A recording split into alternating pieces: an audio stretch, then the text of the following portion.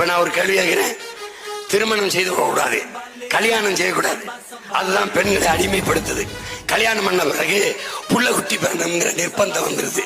புள்ள குட்டி பெத்தா அதுக்கு எப்படியாவது சொத்து சேர்க்கணும்னு ஒரு நிர்பந்தம் வந்தது. இது யாரு? இது ஒரு பெரியார், இது ஒரு பெரியார்.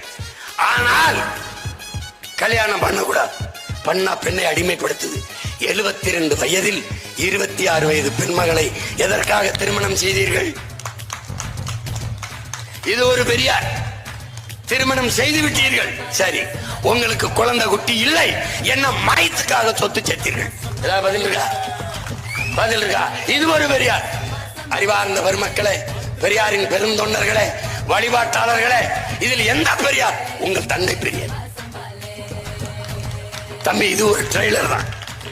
2 மணி நேரம் நான் தொடர்ச்சியாக பேசுவேன்.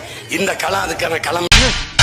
நீ கேட்ட ஒவ்வொரு கேள்வி என்ன செருப்பால் அடிச்ச மாதிரி இருக்குடா. மாதிரி இல்ல, உண்மையிலே செருப்பால தான் அடிச்சது.